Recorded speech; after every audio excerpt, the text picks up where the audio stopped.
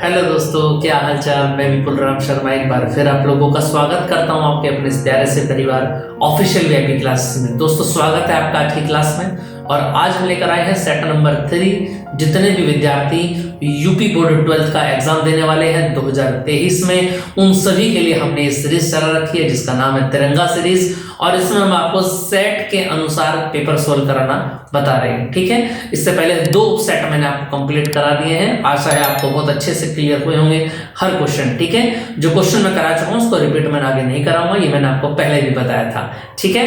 चलिए तो आज की बात करें तो देखें जरा सेट नंबर कौन सा हमारा इंतजार कर रहा है। सेट नंबर 3 340 XU, ठीक है।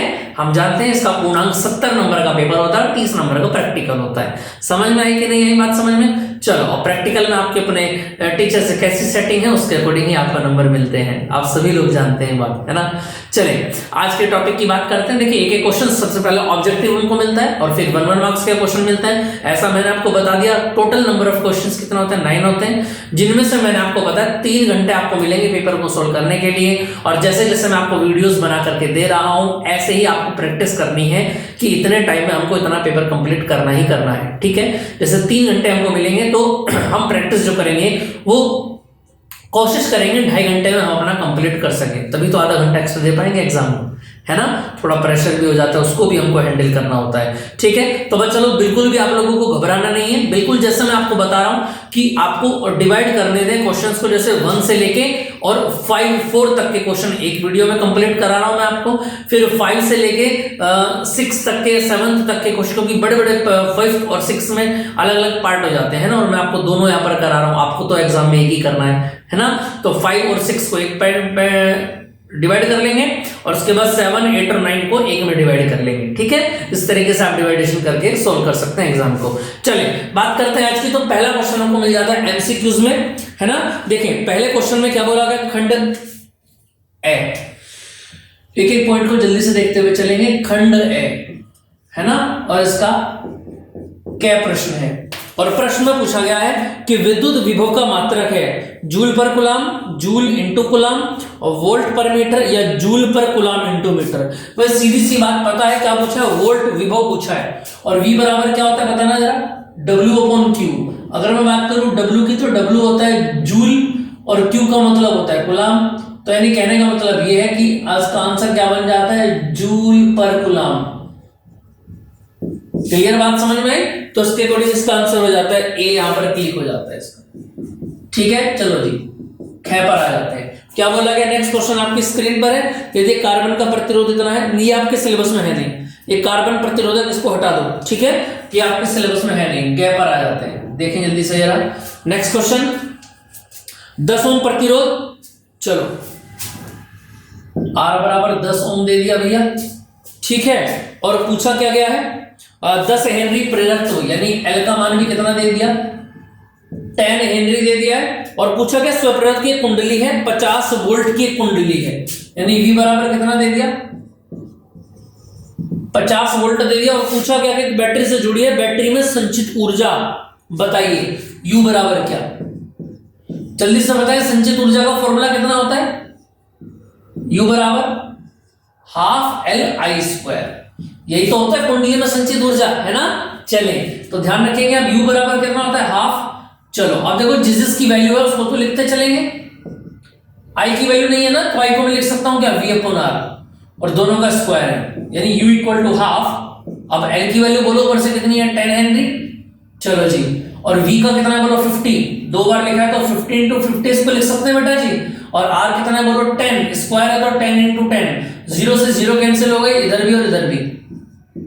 अब बस्ता आपको क्या बाद में देखना है, यहां से 2 से उसको डिवाइड करेंगे आप तो कितना आ जाएगा, 25 आ जाएगा, है ना। और 25 की जब मल्टीप्लाई इसमें करेंगे तो कितना बनेगा, 125 जूल। और इसके अकॉर्डिंग आपका आंसर हो जाता है 125। कहां पर है, ए पर है, ए आपका क्लिक हो जाता है, ठीक है। चलिए इसके बाद आ जाता है घ। नेक्स्ट क्वेश्चन देखें यार। क्वेश्चन में क्या बोला गया, घ में कागज की एक शीट है, कागज की एक शीट पर एक स्याही का डब्बा है, यानी कागज की एक शीट दी गई आपको इस तरीके से। चलो जी, ये स्याही का एक डब्बा हो गया और डब्बे के ऊपर 6 सेंटीमीटर मोटा, ठीक है, और इतने अपवर्तनांक का कांच का गुटका है। तो गुटके की जो मोटाई दी गई वो T या आप X कुछ भी मान सकते हैं, आपकी मर्जी है, इसमें कोई दिक्कत वाली बात नहीं है ना, ये घर की बात है, कुछ भी आप मान सकते हैं। 6 सेंटीमीटर मोटा कह दिया भैया, और अपवर्तनांक कितना दिया है 1.5 अपवर्तनांक दिया है। n कितना दे दिया है 1.5 अपवर्तनांक दिया है, और कांच का गुटका रख दिया गया। धब्बे के प्रतिबिंब का विस्थापन कितना होगा, यानी धब्बा कितनी दूर बनेगा ये आपको बताना है, विस्थापन बताना है धब्बे का, यानी डेल्टा x बराबर। अब यहां से दो चीजें आती है, इसको विस्थापन भी कहते हैं और इसका दूसरा नाम क्या है, इसको देखो धब्बे का विस्थापन, इसको ये भी बोलते हैं और इसको आभासी प्रतिबिंब भी बोलते हैं। आ रही है बात समझ में आ रही, आभासी प्रतिबिंब, और इसको डेल्टा एक्स भी बोलते हैं। तो तीनों बातें सेम है, समझ में आ रही है कि नहीं आ रही है बात समझ, तीनों बातें सेम है। इसमें क्या बोला गया, इसमें हाँ ये था नेक्स्ट, इसमें धब्बे के प्रतिबिंब का विस्थापन आपसे पूछा गया, और फॉर्मूला याद रखेंगे डेल्टा एक्स बराबर कितना होता है, इसका एक फॉर्मूला याद रखेंगे 1 माइनस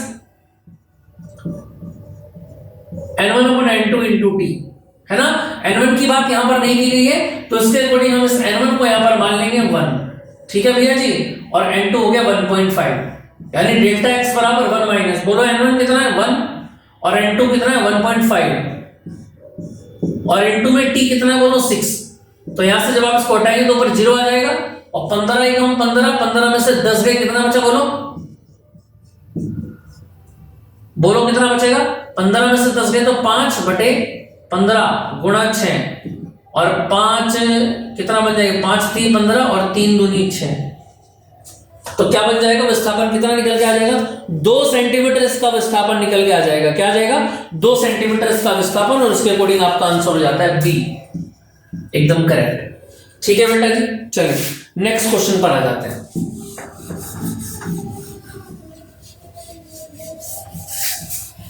देखें स्क्रीन पर आपको क्वेश्चन दिखाई दे रहा होगा, और नेक्स्ट क्वेश्चन की अगर मैं बात करूं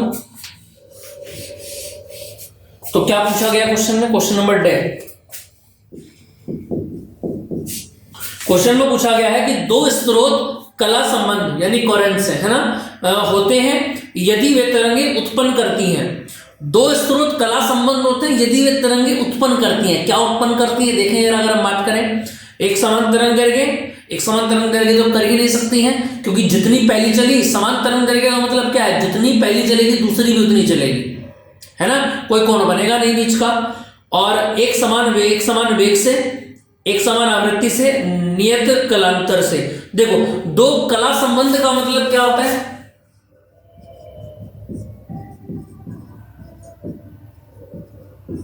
कला संबंध का सीधा सीधा मतलब होता है कि फाई कितना बने 0 बने, कलांतर कितना बनना चाहिए, दोनों के बीच का कलांतर फाई बराबर 0 बनना चाहिए, और फाई बराबर 0 बनना किस बात के ऊपर डिपेंड करता है, आवृत्ति के ऊपर,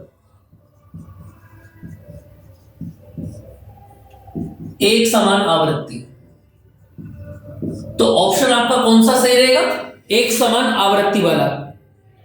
समझ में आ रही है बात, यानी सी, कि दोनों की आवृत्ति कैसी होनी चाहिए, समान होनी चाहिए, इतनी बात क्लियर है।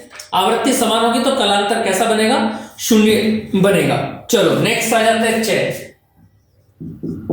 अब थोड़ा सा मजेदार क्वेश्चन है, बहुत अच्छे से समझना इस बात को। देखो क्या बोला गया, एक अर्धचालक डिवाइस है, ठीक है, अर्धचालक समझ रहे हैं ना आप, हाँ, एक बैटरी एक प्रतिरोध के साथ श्रेणी क्रम में जोड़ी गई है, परिपथ में धारा, जैसे जैसे आप क्वेश्चन को रीड किया करें ना, अपने माइंड में उसकी स्ट्रक्चर बनाने स्टार्ट कर दिया करें, ऐसा नहीं है पूरा खत्म होगा फिर दोबारा पढ़ोगे। अगर क्वेश्चन होना होगा तो याद रखना 90% फर्स्ट बार में ही कंप्लीट हो जाएगा, दूसरी बार में तो तुम उसको एसएसटी बना दोगे। फिर समझ में आई बात या नहीं, हाँ, इसलिए उसको रीड करना बहुत, मैं स्टार्टिंग से मैं कहता हूँ जिन बच्चों को न्यूमेरिकल में प्रॉब्लम आती है उनके साथ समस्या रहती है रीडिंग की, वो रीडिंग नहीं करते क्वेश्चन को, है ना, उसको सेट नहीं करते माइंड में। देखें एक बैटरी प्रतिरोध के साथ श्रेणी क्रम में संयोजित है, परिपथ में धारा प्राप्त होती है, अर्धचालक को कनेक्ट किया और धारा मिल गई, यानी अगर अभिनत में चला गया, सीधी बात, यदि बैटरी की ध्रुवता उलट दी जाए तो परिपथ की धारा लगभग 0 हो जाती है। यानी पहले क्या कर रखा था मैंने आपको बताया था, P पर अगर आप प्लस देंगे और N पर माइनस देंगे तो क्या होगा, करंट फ्लो हो जाएगा। लेकिन अब आपने उसको कन्वर्ट कर दिया, बदल दिया उसको। बदलने से क्या होगा, लगभग धारा कैसे हो गई, शून्य हो गई। इसका मतलब डिवाइस युक्ति हो सकता है। कौन सा डिवाइस है बताओ? ऐसा केवल कहां होता है कि एक ही दिशा में करंट फ्लो होगा, दूसरी दिशा में अपोजिट डायरेक्शन में करंट फ्लो नहीं होगा। तो याद रखना, दिल थाम के बैठ जाइए, उसका नाम है सीधा सीधा है पीएन संधि डायोड। पीएन संधि डायोड। लो जी बेटा जी, भाई पीएन संधि डायोड ही तो ऐसा होता है ना, जिसमें केवल एक ही डायरेक्शन के लिए करंट फ्लो होता है। अगर डायरेक्शन को कन्वर्ट कर दिया बैटरी की तो करंट फ्लो नहीं होगा। क्लियर सी बात यहां पर आ जाती है। तो डी ऑप्शन आपका हो जाता है। चलिए नेक्स्ट आ जाता है आपका। चलो जी, ऑप्शन के आपके खत्म हो गए। अब नेक्स्ट क्वेश्चन पर चलते हैं, कुछ और अच्छे क्वेश्चंस देखें। अभी 1 मार्क्स के क्वेश्चन मिलते हैं। क्वेश्चन नंबर 2 में ये आपको रट जाने चाहिए, याद रखना। कौन सा खंड है भाई? ये खंड है।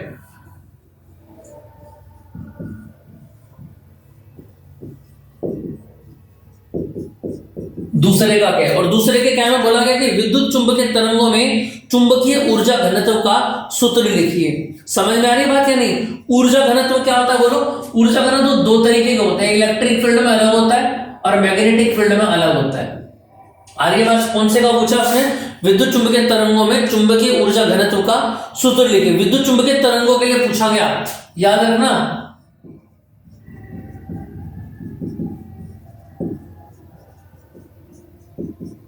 चुंबकीय तरंगों के लिए, अगर इलेक्ट्रिक फील्ड देखो 2 के लिए पूछा गया अलग अलग, तो सीधी सी बात है इलेक्ट्रिक फील्ड की अगर मैं बात करूंगा तो कितना हो जाता है 1/2 एप्सिलॉन नॉट ई स्क्वायर। ये याद रखना विद्युत क्षेत्र में। समझ में आई बात? दूसरे में क्या पूछा गया? अच्छा उसने तो केवल ऊर्जा, चुंबकीय ऊर्जा घनत्व बोला है। ये हम अपने बात से बता रहे हैं ना कि विद्युत क्षेत्र में क्या होगा और चुंबकीय क्षेत्र में कितना होगा। क्लियर बात समझ में आई कि नहीं है? अब देखो अगर मैं चुंबकीय क्षेत्र की बात करूं तो यू बी बराबर कितना हो जाएगा, half B upon mu naught. ठीक है, B square upon mu naught हो जाएगा। ये बन जाएगा चुंबकीय क्षेत्र में। इन बातों को आप याद रखिएगा, ये एक नंबर के क्वेश्चन है। ठीक है, नेक्स्ट क्वेश्चन पर आ जाते हैं। आपकी स्क्रीन पर दिया गया आवेशों के मध्य लगने वाले विद्युत बल की सहायता से विद्युतशीलता एप्सिलॉन नॉट का विमीय समीकरण निकालिए। देखो सीधी सी बात अगर मैं बताऊं आपको, विमा निकालनी है एप्सिलॉन नॉट की। मैंने आपको क्या बता रखा है, जिस भी पार्टिकल की आपको विमा निकालनी है वो डायमेंशन फाइंड करनी है बेटा जी, उसका फॉर्मूला आपको याद होना चाहिए। ठीक है, जैसे कि अगर मैं बात करूं यहां पर F बराबर कितना होता है बोलो, 1/4 pi epsilon naught Q1 Q2 upon R square. आ रही कि नहीं आ रही बात समझ में? ठीक है, चलो जी अब देखो आपको किसका फॉर्मूला निकालना है बताओ? एप्सिलॉन नॉट का चाहिए ना, तो एप्सिलॉन नॉट को उधर ले जाओ, 1/4 पाई Q1 Q2 upon R square और F को नीचे भेज दो इनटू F। तो देखना जरा ऊपर कितना है, Q इंटू Q, यानी क्या बनेगा ये बोलो, कूलाम इंटू कूलाम। डायमेंशन निकालना है ना, तो सीधे सीधा यानी Q into Q, Q square बन गया और R का बोलो R स्क्वायर बन गया और इधर F बन गया। अब सभी की डायमेंशन लिख दो, बताना जल्दी से जरा भाई। Q ना लिख के क्या लिखेंगे इसको बताओ? IT लिख सकते हैं ना, I square T square upon में R स्क्वायर इंटू F। यानी कहने का मतलब ये एप्सिलॉन नॉट बराबर क्या बन जाएगा बोलो? I का मतलब क्या बना, एम्पियर, और A का स्क्वायर बनता है, याद है ना, MLT में कन्वर्ट करते हैं। ठीक है, T की जगह क्या लिखेंगे बोलो, T आ जाएगा। R की जगह बोलो क्या, R का मतलब क्या होगा, डिस्टेंस, और डिस्टेंस का मतलब क्या होता है, लेंथ, यानी कि L। समझ में आई बात? और F का मतलब कितना होता है बोलो, फोर्स। फोर्स का मतलब कितना हो जाता है,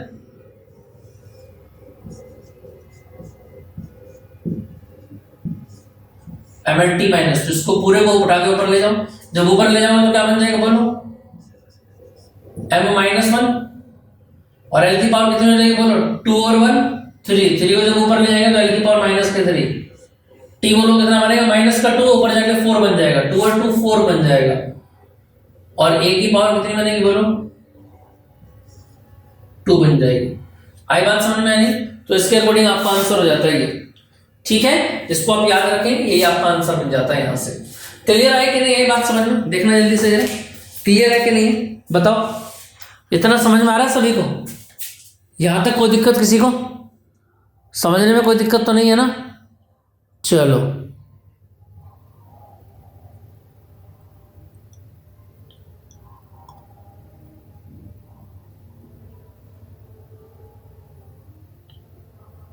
चलो जी, एकदम क्लियर। आगे की बात को स्टार्ट करते हैं। नेक्स्ट क्वेश्चन,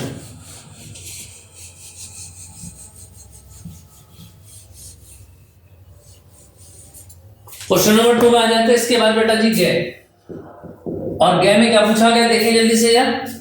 पूछा गया परस्पर लंबवत लगे हुए विद्युत क्षेत्र E तथा चुंबकीय क्षेत्र B में एक इलेक्ट्रॉन बिना विक्षेपित हुए सीधी गति करता है, यानी सीधा एंटर कर गया। इलेक्ट्रॉन के वेग का सूत्र E तथा B के पदों में ज्ञात। वेग का सूत्र जो निकालना है, इलेक्ट्रॉन के वेग का सूत्र निकालना है, VE आपको निकालना है।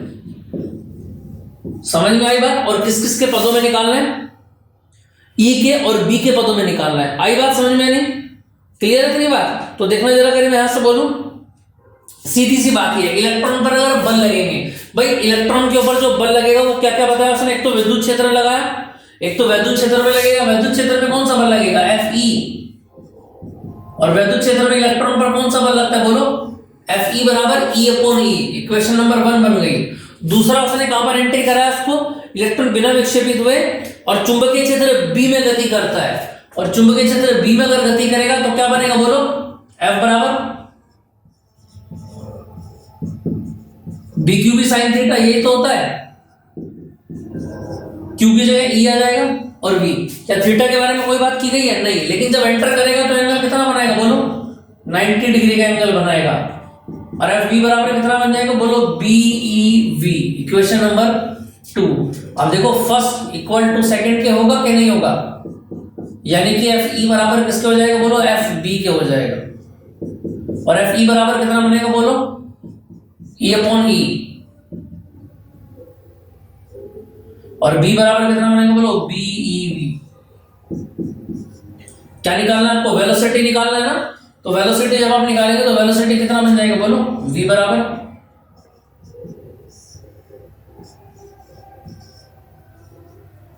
यही तो पूछा है कि नहीं पूछा है? इन्हीं पदों में तो पूछा गया ना, और ये आपका आंसर हो जाएगा।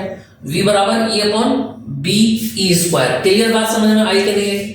इतनी बात आपको समझ में आ रही है? ये बिल्कुल सिंपल क्वेश्चन है, आपको बस एक बार ट्रायल करना पड़ेगा। उसके बाद जब ऐसे ही आप इनको एक बार अपने कलम के नीचे से निकालेंगे तो तुरंत आपको चीजें याद हो जाएंगी। ठीक है, चलिए नेक्स्ट क्वेश्चन पर चलते हैं। नेक्स्ट क्वेश्चन पर आइए जल्दी से जरा।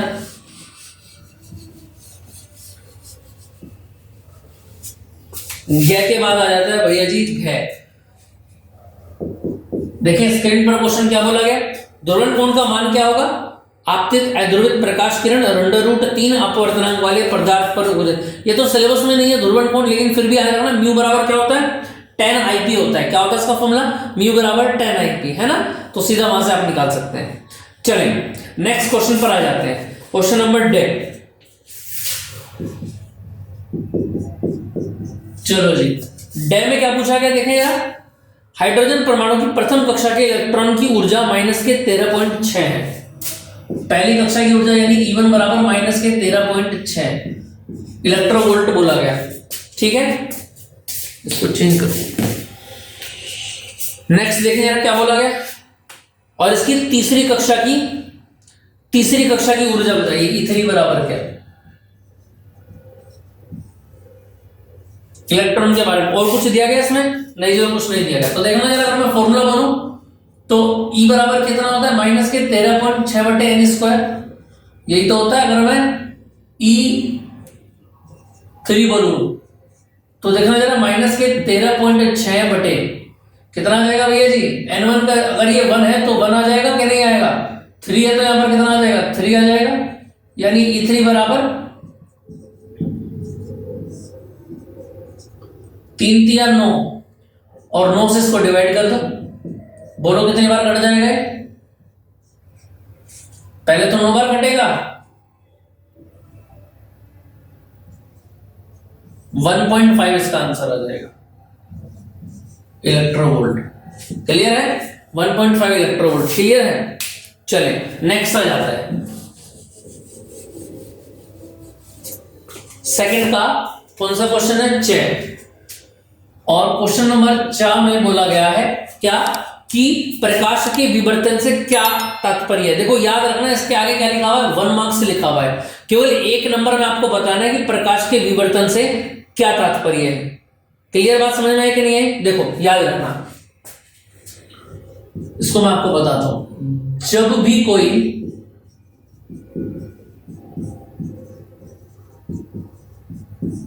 प्रकाश किरण पुंज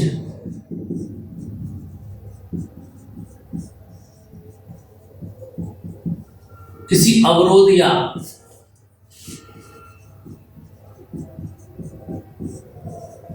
किनारों पर टकराकर एक नवीन चमक में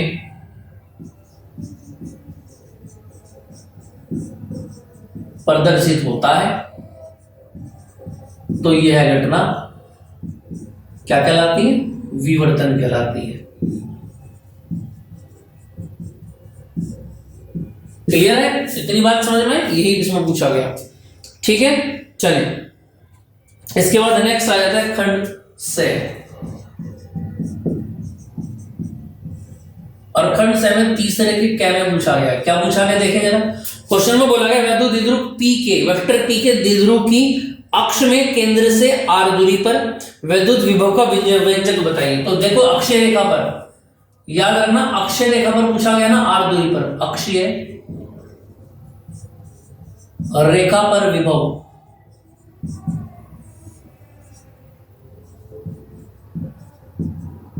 माइनस के 1/4 pi epsilon not vector P upon r।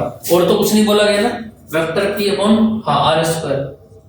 ठीक है, ये अक्षय रेखा पर है, लेकिन 90 डिग्री घुमाने पर, अगर 90 डिग्री ये तो मान लिया आपका वैद्युत द्विध्रुव है, ये प्लस क्यू और ये माइनस क्यू है, दोनों के बीच की दूरी कितनी है? 12 है। ये सेंटर पॉइंट O है। इससे r दूरी पर कितना बोला गया ये बता दिया यहां पर v एक्सिस। ठीक है बेटा जी, अब इसको कहा 90 डिग्री घुमा दो। घुमाने का मतलब क्या हुआ? अभी कहां पर बन गया? यहां पर चला गया। इस रेखा पर बताना है, और इस रेखा पर कितना होता है बोलो?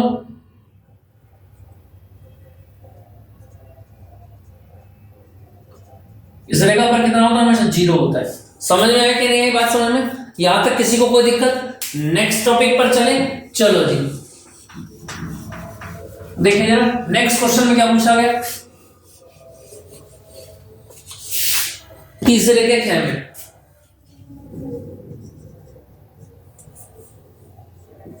क्या बोला गया है कि XY तल में रखी 0.2 मीटर स्क्वायर पृष्ठ क्षेत्रफल, एरिया दे दिया 0.2 मीटर स्क्वायर पृष्ठ क्षेत्रफल की कुंडली से वेक्टर B बराबर कितना है? 3i cap plus 4j cap. इतने टेस्ला का बंद फ्लक्स ज्ञात कीजिए, फाई आपको बताना है। इससे अलग कोई यहां पर दिया गया है तो बताइए जल्दी यार, कुछ दिया गया? कोई एंगल वगैरह कुछ नहीं दिया गया। यानी कहने का मतलब ये मुझको पता है फाई बराबर क्या होता है, बताना जल्दी से। Vector B dot vector A है ना, लेकिन A यहां पर वेक्टर में नहीं दे रखा तो इसको वेक्टर को हमको ओपन करना पड़ेगा। जैसे vector A dot vector B का फॉर्मूला कितना होता है? AB cos theta. ऐसे B और A का BA cos थीटा। तो फाई बराबर कितना बनेगा बोलो? अगर मैं B मुझको, अगर यहां से मुझको B निकालना हो तो B कैसे निकालेंगे बोलो? अंडर रूट I कैप का कोफिशिएंट 3 का वर्ग और J कैप का कोफिशिएंट गुणांक 4 का वर्ग, तो कितना बनेगा बोलो? 3 3 9 और 4 चौक 16, यानी B बराबर कितना बन जाएगा? 16 और 9 कितना बनेगा? 25 का कितना आ जाएगा? 5 आ जाएगा। आई बात समझ में? इसको रखो यहाँ पर 5 इंटू A की वैल्यू बोलो 0.2 और कोई एंगल नहीं बोला गया तो 0 डिग्री का एंगल, यानी 5 बराबर कितना बनेगा? 5 दूनी 10, तो 1 वेबर बन जाएगा। ये इसका आंसर आ जाएगा। आ रही है बात समझ में? ये इसका आंसर है। ठीक है, चलिए नेक्स्ट क्वेश्चन पर आ जाते हैं।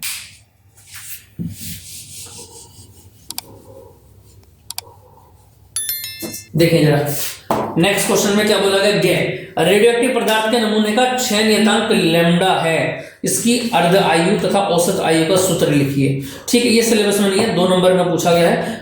जो तीसरे नंबर पर क्वेश्चन आएंगे कैक है गैग है, ये सारे के सारे याद रखना 3 नंबर में है। बाकी का जो 2 नंबर के पार्ट थे आपके 1 2 3 4 5 6, दूसरे नंबर के क्वेश्चन में 6 पार्ट हैं जो 1 नंबर के हैं, और तीसरे क्वेश्चन में याद रखना, तीसरे क्वेश्चन में कितने पार्ट हैं, कैक है गैग है, 4 पार्ट हैं याद रखना, जिनमें चौथे वाले में आपको चॉइस मिलती है, और सारे के सारे 2-2 मार्क्स के क्वेश्चन है, ये भी आप याद रखना। ठीक है, देखिए नेक्स्ट क्वेश्चन पर आ जाते हैं घ पर। और क्वेश्चन नंबर घ में क्या बोला गया, देखो क्वेश्चन नंबर घ में क्या बोला गया, सीधा बोला गया है कि एंड गेट का लॉजिक गेट प्रतीक तथा सत्यता सारणी बताइए। एंड गेट आपको बताना है, ये सबसे ज्यादा आया है, याद रखना, इसलिए याद रखना ये इंपॉर्टेंट है, क्योंकि बहुत जगह ये पूछा गया और मैंने आपको बताया भी कि एंड गेट होता क्या है। ठीक है, देखो जरा एंड गेट क्या होता है, a इंटू बी बराबर y, ऐसी तो रीड करते हैं, अगर मैं बोलूं आपसे रीड एज, अगर आपको उसको स्टडी करना हो तो कैसे बोलेंगे आप, a and b is equal to y, ये लॉजिक गेट होते हैं, याद रखना क्या होते हैं, ये लॉजिक गेट होते हैं। क्लियर बात समझ में आई या नहीं, ये क्या है, इसका बुलियन व्यंजक है, याद रखना इसको ऊपर वाले को, बुलियन व्यंजक। बुलियन व्यंजक क्या होता है, वो तकनीक जिसके आधार पर वो काम करे। आ रही है बात समझ में कि नहीं आ रही है, यानी इसके नोटेशन की अगर मैं बात करूं तो ये बनेगा,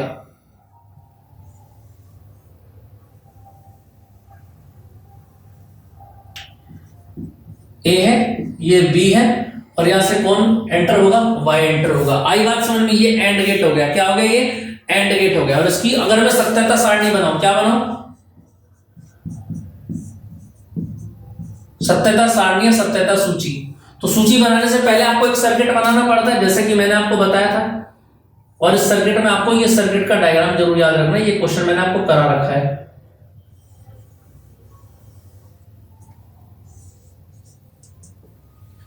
ठीक है, ये ए है, ये बी है, और यहां पर जब आपका एक बार जल जाएगा तो ये हो जाएगा आपका वाई। क्लियर बात समझ में आई कि नहीं है। अब हमको सीधा सीधा एक बात समझ में आ रही है क्या,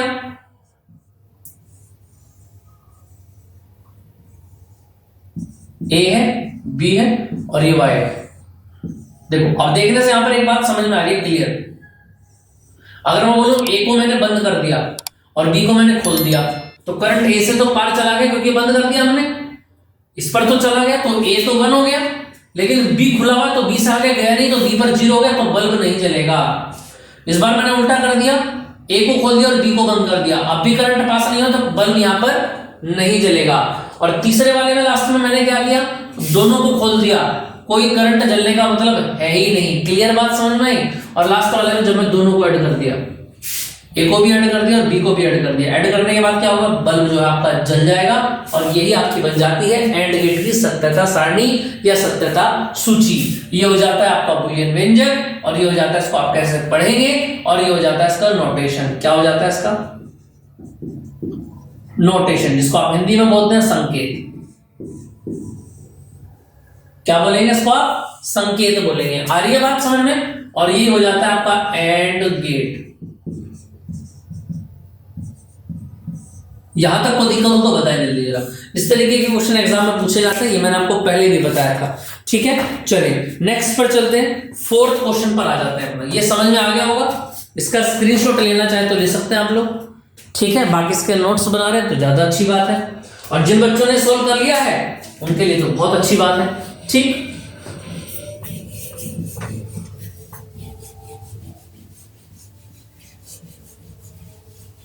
चलिए दोस्तों, इस सीरीज को बहुत ज्यादा शेयर करना, आप सभी के लिए बहुत ज्यादा याद रखना। रामबाण ये लगेगी एकदम संजीवनी की तरह। समझ में आई बात या नहीं, बिल्कुल संजीवनी साबित होगी आपके एग्जाम में। आप देख लेना चाहे, जब एग्जाम हॉल से बाहर निकलेंगे तो हमारा ही नाम जप रहे होंगे। ठीक है, चलिए नेक्स्ट पर आ जाते हैं, खंड दे। खंड दे क्वेश्चन नंबर 4 का पहला पार्ट। और क्या पूछा गया पहले पार्ट में, देखें, विद्युत परिपथ संबंधी किरचॉफ के नियम। ये लो जी, किरचॉफ के नियम।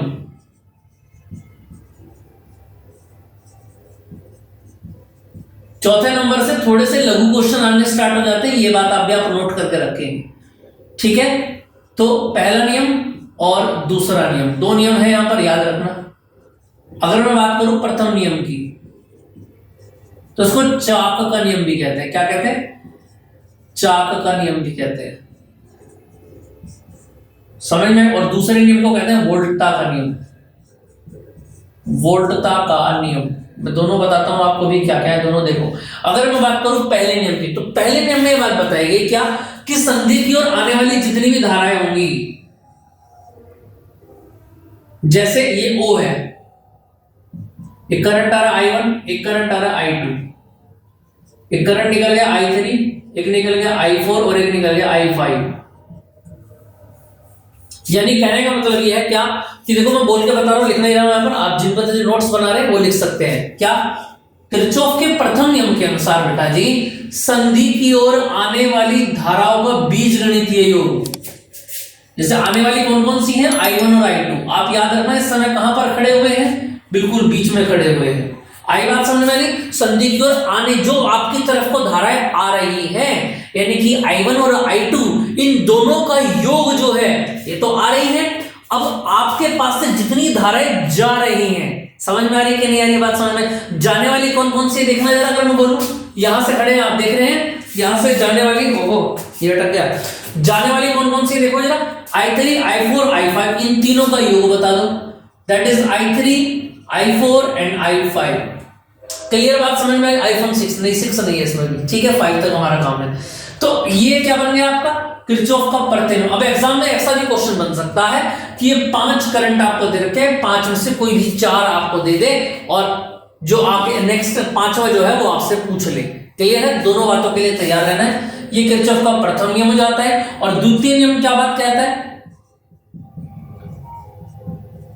कि सिग्मा ई बराबर सिग्मा आई आर। कहने का मतलब यह है कि संधि में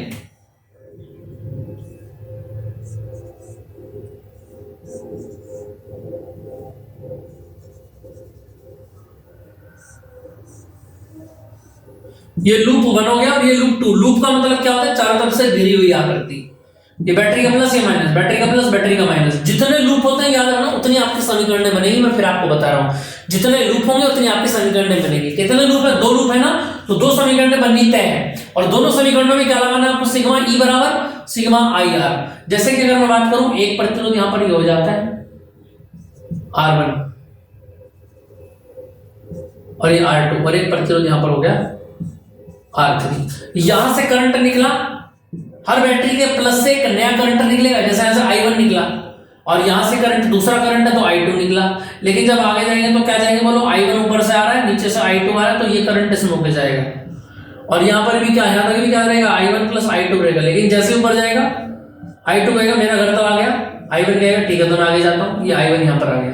यानी बैटरी के प्लस से जितना करंट निकलेगा उतना ही एंटर कराना है, जितना निकलेगा उतना ही एंटर कराना है, ठीक है। तो और याद रखना, घूमेंगे कैसे, चक्की यहां पर कैसे घूमेगी, तुमने बचपन में बहुत घुमाई होगी, लेकिन यहां कैसे घूमनी है, बैटरी के प्लस से चलेंगे और माइनस में एंटर करेंगे। प्लस से तो चलेंगे और माइनस में एंटर करेंगे, प्लस से तो चलेंगे और माइनस में एंटर करेंगे। आगे बात सुन रहे हैं, फिर दोबारा सुन लो क्या बताया मैंने आपको। जितने लूप होंगे उतनी समीकरणें बनेगी। क्लियर है? लूप कितने, बंद क्षेत्र कितने, 1 और 2, तीसरा होता तो 3 बनती समीकरण, ठीक है। बैटरी के अंदर याद रखना, सवाल के अंदर जितने आपके पास क्या होंगे, जितने प्लस होंगे उतने ही करंट होंगे।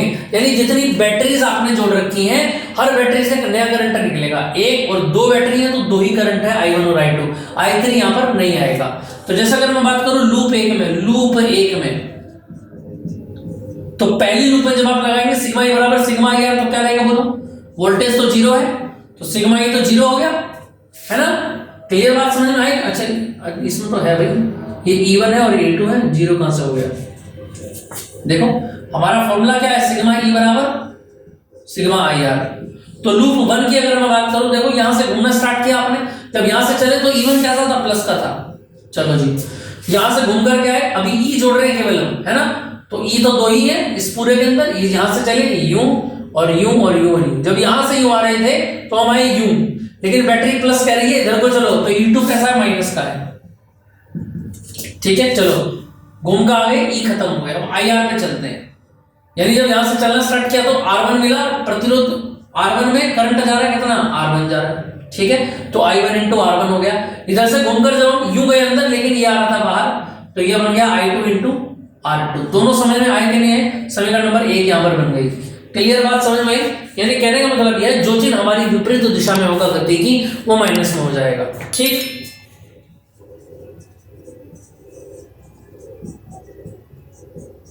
लूप 2 की अगर मैं बात करूं, दूसरे बात जब यहां से घूमना स्टार्ट करा तो एक ही करंट था, केवल एक ही बैटरी थी E2, लेकिन जब यहां से चले तो कितना था बोलो, I2 R2। क्लियर सा समझ में? और यहां से जब हम चले तो यहां पर आ गया R3, और R3 में करंट कौन सा जा रहा है, I1 प्लस I2 और R3, और घूम करके फिर वापस आ गया, और ये बन गया आपके समीकरण नंबर 2।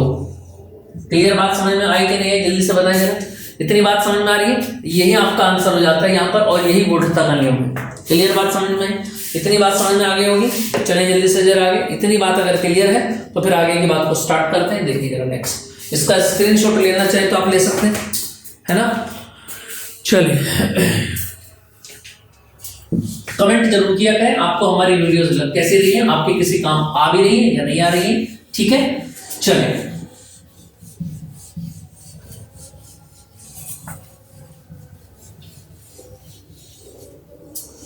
चलिए जी नेक्स्ट क्वेश्चन पर आ जाते हैं। देखिए जरा क्वेश्चन में क्या बोला गया, तांबे के मुक्त इलेक्ट्रॉनों का घनत्व इतना है। कितना बोला गया, तांबे के मुक्त इलेक्ट्रॉनों का घनत्व कितना है, क्वेश्चन है।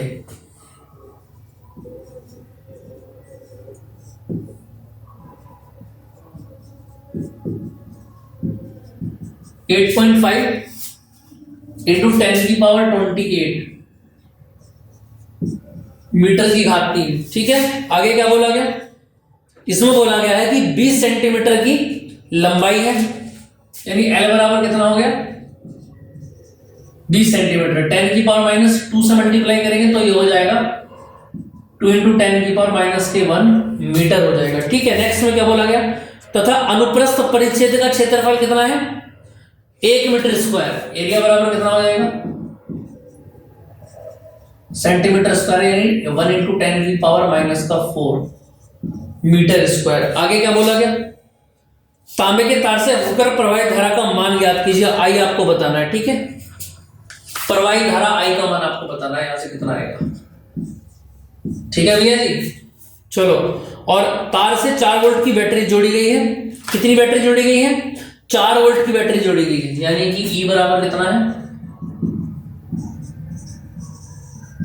4 वोल्ट की बैटरी जोड़ी गई है। और आगे क्या बोला गया है कि तार में इलेक्ट्रॉनों की गतिशीलता कितनी है, म्यू का मान कितना है, 4.5, और दिया गया है इंटू 10 की पावर -6, ठीक है। ये दिया गया है, समझ में आई कि नहीं आई बात समझ में? और तो कुछ नहीं दिया गया इसमें, यहां तक की बात तो क्लियर है। चलो, अब हमारे पास फॉर्मूला क्या होता है, अगर मैं आपसे पूछूं भाई VD बराबर क्या होता है, बोलो I/NEA, यही तो होता है फॉर्मूला। चलो, I बराबर कितना होता है, बोलो NEA इंटू VD। समझ में आई बात या नहीं? यानी हमारे पास सीधी सीधी बात यह है कि ये तीनों चीजें हैं, बस हमारे पास VD नहीं है। ये इतने घनत्व में इलेक्ट्रॉनों की संख्या होती है, तो ये N का काम करेगी, याद रखना, घबरा मत जाना कि घनत्व तो इसमें है ही नहीं। तो समस्या हमारे सामने क्या बनकर आ रही है, ये VD बनकर के आ रही है, यही तो आ रही है भाई, यही तो है ना VD हमारे सामने समस्या। तो VD को सोल्व करने के लिए क्या करेंगे बताना जरा भाई। VD का अगर मैं बात करूं तो VD का एक अलग फॉर्मूला होता है, देखो। एक तो VD का फॉर्मूला क्या होता है, I/NEA, ये भी मैंने आपको बताया था ना। एक VD का फॉर्मूला और होता है E into V upon M into L into toy, अगर आपको याद हो तो। ये टॉय क्या था यहां पर,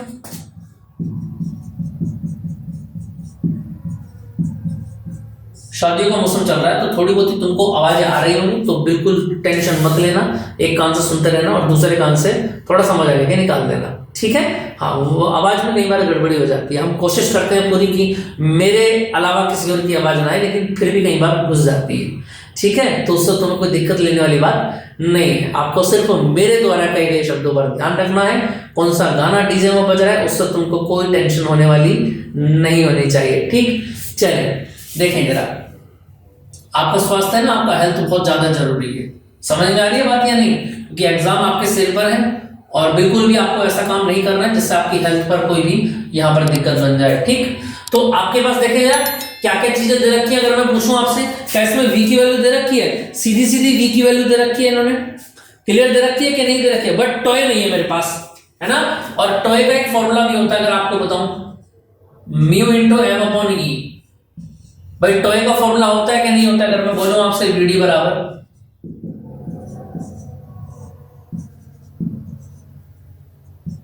टॉय का फॉर्मूला, अगर मैं बोलूं म्यू इंटू एम अपॉन कितना हो जाता है? ई हो जाता है। समझ में आ रही? इस m को m लिखो ना आप, ये भी लिखेंगे आप m। तो देखो m से m कैंसिल हो गया, e से e कैंसिल हो गया, तो क्या बचेगा? v into mu upon L. समझ में आई बात या नहीं भाई? यही तो बचेगा, v into mu into L. अब देखो यहां से अगर मैं बोलूं आपसे, v की वैल्यू कितनी दे रखी है? 4 वोल्ट इंटू एल कितना दे रखा है? 2 इंटू 10 की पावर माइनस के 1, और म्यू कितना दे रखा है बताना जरा? 4.5 इंटू 10 की पावर माइनस का 6। तो 2 से अगर मैं डिवाइड करूं तो 2 दूनी क्या बन जाएगा? 4,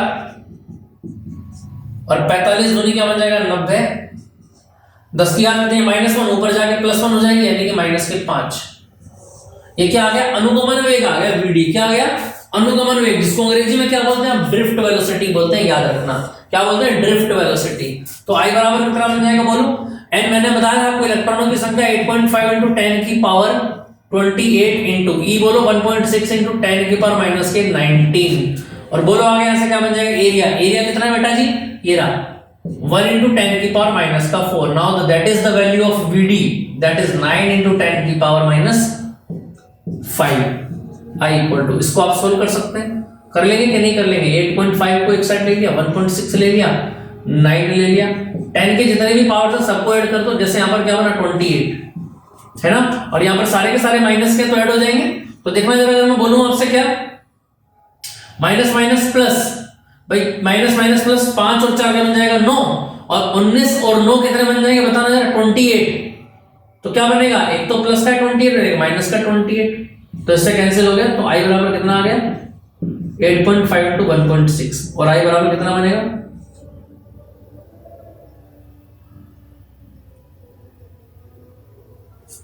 कितना बनेगा देखो जरा? 16 पंजे 80 और 16 अट्ठे 27, कितना बन जाएगा?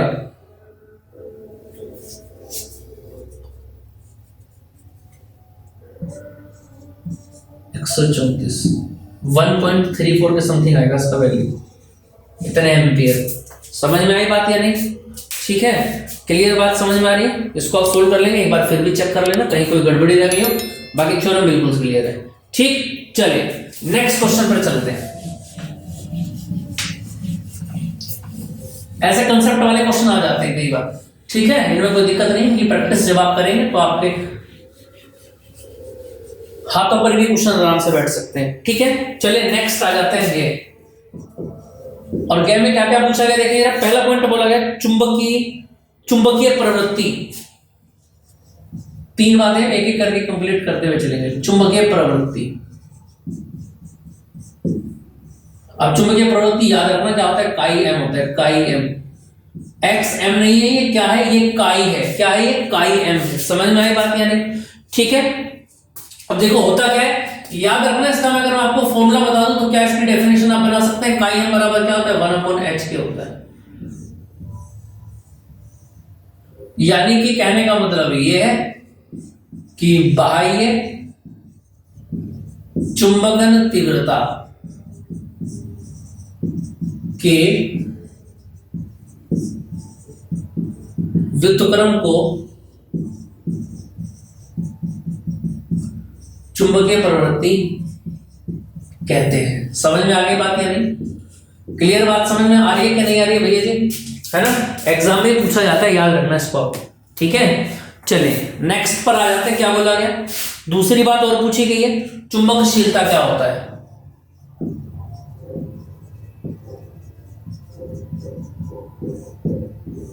चुंबकशीलता पूछा गया आपसे, क्लियर सी बात है। तो चुंबकशीलता क्या होता है याद रखना? म्यू, और म्यू बराबर होता है बी अपॉन एच। ये निरपेक्ष चुंबकशीलता भी होता है, भी आएगा म्यू नोट आगे। और वहां से बनेगा फिर म्यू अपन म्यू नॉट से म्यू आर बनेगा, आपने पढ़ा भी होगा स्कूल में, ठीक है। तो चुंबकशीलता क्या होता है, म्यू बराबर क्या होता है, बी अपॉन एच होता है। आ रही है कि नहीं आ रही है बात समझ में, ठीक है। यानी कहने का मतलब ये है कि ये क्या हो जाती है, भीतरी चुंबकीय तीव्रता, और ये हो जाती है बाह्य चुंबकीय तीव्रता, और दोनों का अनुपात क्या बन जाता है, म्यू बन जाता है। आ रही है कि नहीं आ रही है बात समझ में। नेक्स्ट की अगर मैं बात करूं, देखना जरा नेक्स्ट क्या आ जाता है यहां पर कि आपेक्षिक चुंबकशीलता म्यू आर तथा किसमें संबंध बताना है, काई एम में संबंध बताना है। किसमें संबंध बताना है, ये काफी इंपॉर्टेंट क्वेश्चन है, याद रखना इसको। एग्जाम 2023 वाले जितने भी बालक हैं वो सभी इसको याद रखेंगे, यूपी बोर्ड। ये बेहतरीन क्वेश्चन में से एक है, इसको आप वीआईपी क्वेश्चन भी लिख सकते हैं। हाँ, यूएल जोड़ देंगे तो मेरा नाम हो जाएगा, बाकी नहीं जोड़ेंगे तो वीआईपी तो रहेगा ही रहेगा, ठीक है। चलिए, समझ में आ गया। तो अब आपको समझ में भी आ रहा होगा कि ऑफिशियल वीआईपी क्लासेस ये कहां से बना है, ये इसी नाम से बना है, ठीक। चले, तो हमको रिलेशन किस किस के बीच में बताना है, बताना जरा, म्यू आर के और किसके बीच में बताना है, काई एम के बीच में बताना है। क्लियर बात समझ में आ रही है कि नहीं आ रही है। तो सबसे पहले एक रिलेशन यहां पर मैं लिखता हूं, इसको आप समझना, H बराबर B upon mu naught minus 1। ये एक रिलेशन फाउंड होता है यहां पर, ठीक। हमको क्या बचाना है इसके अंदर, याद रखना दो चीजें बचा के रखनी, एक तो आई एम और एक म्यू आर लेके आना है। बताऊंगा कैसे आएगा। बी देखो, इसको अगर आप करेंगे तो एलसीएम लेंगे तो कितना बन जाएगा, B minus mu naught upon H, mu naught upon mu naught. यानी कहने का मतलब ये क्या बन जाएगा, एच इंटू म्यू नॉट बराबर बी माइनस म्यू नॉट। इतनी बात समझ में आ रही है कि नहीं आ रही, बताना जरा। अगर मैं बोलूं बी बराबर तो कितना बन जाएगा, बोलो। क्या म्यू नॉट इधर आ जाएगा इसके पास, और क्या म्यू नॉट को अगर आप ये इधर आके प्लस का बन जाएगा, और म्यू नॉट आपने बाहर ले लिया तो अंदर क्या बचेगा, बोलो 1 प्लस एच। बताओ जरा, इतनी बात समझ। ये फॉर्मूला भी एग्जाम में पूछा गया कई बार, ये वाला, ये भी एग्जाम में पूछ ले जाता है कि इन तीनों के बीच में रिलेशन बताइए। आ रही है कि नहीं आ रही है बात समझ में, इतनी बात क्लियर है। तो यहां से देखो जरा, अगर मैं आगे की बात करूं तो क्या बनेगा यहां से, बताना जरा। देखो, अगर मैं बी को खोलना चाहूं तो बी क्या खुलेगा, फॉर्मूला म्यू इंटू एच खुलेगा, खुल सकता है ना बी। और यहां पर क्या बन जाएगा, म्यू नॉट 1 प्लस एच।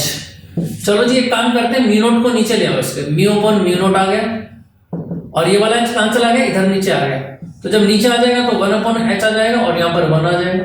समझ में आई बात या नहीं। और ये क्या बन जाता है, म्यू आर बन जाता है, 1 प्लस 1 अपॉन एच। समझ में आ रही है कि नहीं आ रही है बात समझ में, देखना जरा। यहां तक कोई दिक्कत हो तो बताओ जल्दी जरा, ठीक है। क्लियर बात समझ में आ रही है। और 1 अपॉन एच क्या हो जाता है यहां से, बेटा जी बोलो, काई एम। तो म्यू आर बराबर क्या बन जाएगा, 1 प्लस काई एम। यही आपका फॉर्मूला बन गया किसका, म्यू आर का और काई एम के बीच का रिलेशन, जो पूछा गया था एग्जाम के अंदर, ठीक है, 2020 में इस वाले सेट में, ठीक। समझ में आ गई बात। यहां तक की बात, ये भी पूछा जाता है एग्जाम में कि b equal to mu naught 1 plus H होता है, और mu R equal to 1 plus chi M होता है। ये भी एग्जाम में पूछा जाता है। इतनी बात समझ में आ रही है कि नहीं आ रही है। तो ये क्वेश्चंस आपको बिल्कुल ऐसे ही रूटीन में याद रखना है, जिससे आपको चीजें क्लियर हो जाए, ठीक है। जो क्वेश्चन आप नहीं समझ पा रहे हैं उसकी वीडियोस को फिर दोबारा से देखें एक बार। फिर भी दिक्कत आ रही है तो कमेंट कर दें मुझको मेरे नंबर पर, पर्सनल पर। आप नेक्स्ट वीडियो जब लेकर आऊंगा तो सबसे पहले उसी पॉइंट के बारे में बात करूंगा, ठीक है। 5 मिनट एक्स्ट्रा लग जाएंगे, कोई दिक्कत नहीं है। चलिए, क्लियर हो गया होगा, यहां तक की बात समझ में आ गई होगी। नेक्स्ट क्वेश्चन पर चलते हैं, देखें जरा नेक्स्ट क्वेश्चन में क्या बोला गया।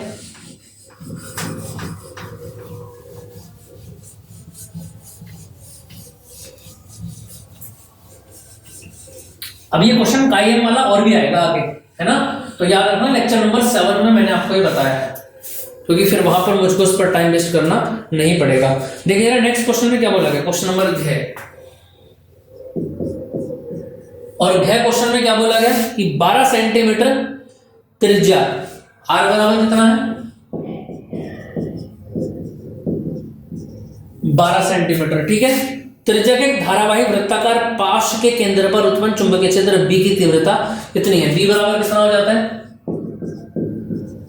0.50 गुणा 10 की घात माइनस के 4 टेस्ला हो जाता है। उत्पन्न चुंबकीय क्षेत्र की तीव्रता इतनी है, केंद्र से 5 सेंटीमीटर की दूरी पर स्थित,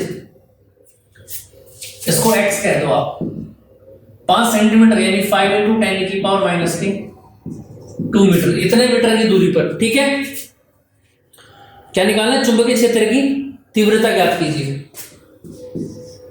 bx, इस x दूरी पर निकाला तो उसको हमने bx कह दिया।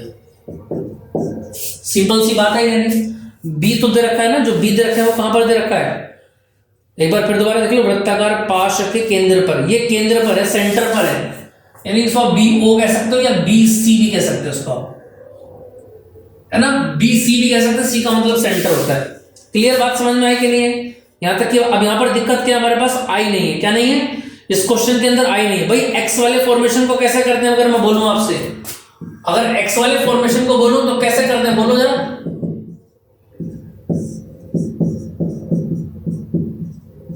ये फॉर्मेशन था कि नहीं था, बताना जरा। अगर यही फॉर्मेशन था ना, I × r² प्लस x² की पावर, x था ना यहां पर, अच्छा ये x² था यहां पर, और इस पूरे की पावर 3/2। ये डेरिवेशन जो हमने करा था ना, उस डेरिवेशन का एक पॉइंट करने से पहले का पॉइंट है ये।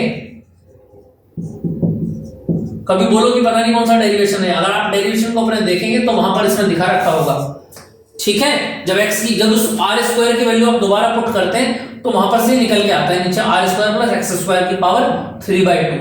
अब यहां दिक्कत एक बन रही है कि आपके पास I नहीं है पूरे के पूरे क्वेश्चन में, देखो दिया तो नहीं गया कहीं पर भी, है ना, तो वृत्ताकार, लेकिन केंद्र पर तीव्रता दी गई है, तो केंद्र वाला फॉर्मूला लगा के वहां से क्या निकाल सकते हैं? I निकाल सकते हैं। अगर मैं बोलूं केंद्र पर,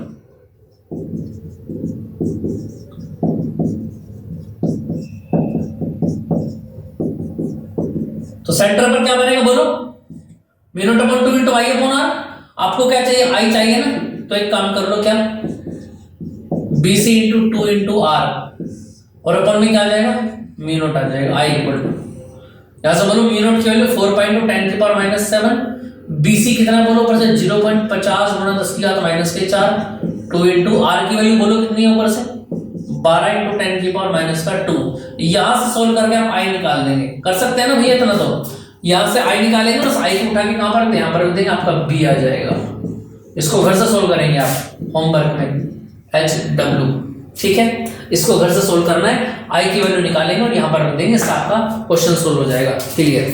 ठीक है, चलिए नेक्स्ट क्वेश्चन पर आ जाते हैं। इसके बाद क्वेश्चन नंबर D।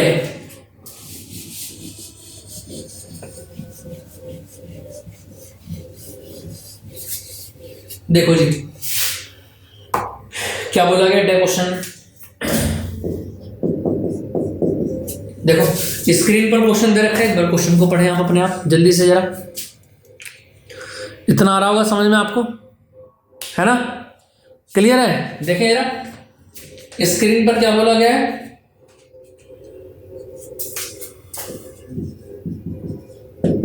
EY बराबर कितना बनेगा, 300 V/m sin ओमेगा T-x/c से प्रदर्शित किया गया है। एक इलेक्ट्रॉन में y में इतने चाल से गति करने पर v बराबर कितना दिया गया है, 2 × 10 की पावर -7 मीटर। इतनी चाल से गति करने पर इलेक्ट्रॉन द्वारा लगने वाले अधिकतम विद्युत बल की गणना कीजिए। विद्युत बल और अधिकतम चुंबकीय बल, विद्युत बल बताना है Fe बराबर क्या, और चुंबकीय बल Fb बराबर क्या, ये दो चीजें बतानी है आपको। क्लियर बात समझ में आई कि नहीं है? क्लियर है? तो देखो ये जो इक्वेशन दी गई है, हमको इस इक्वेशन को क्या करेंगे, आप इस इक्वेशन को हम कंपेयर करेंगे किससे, देखो अपनी इक्वेशन होती है E बराबर E0 V/m sin omega T-x/c से तुलना करने पर, जब इसकी तुलना करेंगे आप बेटा, ये तो देखना जरा E0 कितना निकल के आया ऊपर से, बोलो 300 निकल के आया कि नहीं आया, भाई 300 आ गया ना, और V हमारे पास है ही, हमको निकालना क्या इसमें, देखना जरा भाई Fe बताना है। Fe बराबर क्या बनेगा, बोलो A × Q, बनेगा कि नहीं बनेगा, है ना। और Q की वैल्यू कितनी दे रखी है, क्योंकि इलेक्ट्रॉन की बात है तो 1.6 × 10⁻⁻⁹ और E नोट कितना आ गया 300 आ गया, और कितना बनेगा 48 बनेगा, यानी कि 480 बन जाएगा × 10⁻⁻⁹ बन जाएगा। क्लियर है। और दूसरा क्या पूछा गया, FB पूछा गया, और FB क्या होता है बोलो, BQV, यही होता है कि नहीं होता है, बोलो जरा। B नोट, अब हमारे पास B नोट नहीं है, और B नोट कैसे निकलेगा देखना जरा। हमको एक बात पता है क्या, कि E naught upon B note बराबर किसका होता है, C के होता है कि नहीं होता है, होता है ना। तो यहां से अगर मैं बोलूं आपसे B नोट बराबर तो कितना बनेगा बोलो, E naught upon C। E note कितना है बोलो 300, और यहां पर कितना बनेगा 3 × 10⁸ तो जब डिवाइड करेंगे तो कितना बन जाएगा 100, और 10 की पावर कितना बचेगा -6 बचेगा, और यहाँ पर आप इस वैल्यू को यहाँ पर रख देंगे 1 × 10⁻⁻⁶, 1.6 × 10⁻⁻⁹, और v कितना बनेगा देखो ऊपर से दिया गया 2 × 10⁻⁷। इसको यहाँ से आप सोल्व करेंगे तो कितना आ जाएगा दिया जाएगा। अगर मैं बोलूँ आपसे कितना बनेगा 16 दूनी 32, 3.2 × 10 की पावर, बोलो कितना बनेगा ये 10 की पावर कितना बनेगा, माइनस माइनस माइनस सारे ऐड हो जाएंगे। यानी कहने का मतलब ये है कि 19 और 7 कितना बनेगा बोलो भाई, 19 में अगर आप 7 ऐड करेंगे तो कितना बनेगा 26 बनेगा, और 26 में अगर आप 6 ऐड करेंगे तो कितना बनेगा 32 माइनस का 32, यही आपका बन जाएगा FB, और ये आ जाएगा आपका FE। दोनों के दोनों पार्ट इसमें आपके कंप्लीट हो जाते हैं। आ रही है कि नहीं आ रही है बात समझ में, यहां तक किसी को कोई दिक्कत हो तो बताएं जल्दी जरा। क्लियर बात समझ में आ रही है, इतनी बात क्लियर है। चलो जी, तो बेटा जी इतनी बात आपको समझ में आ गई होगी, और इसके इतने पार्ट मैंने आपको करा दिए हैं, ठीक है। अब 4 पार्ट इसमें कंप्लीट करा दिए हैं। इसके बाद मिलते हैं दोस्तों नेक्स्ट क्लास में, जिसमें हम पार्ट नंबर 2 लेकर के आएंगे, जिसमें 5, 6 और 7 को करने की कोशिश करेंगे, ठीक है। तो मिलते हैं नेक्स्ट क्लास में, बने रहिए हमारे साथ। जय हिंद।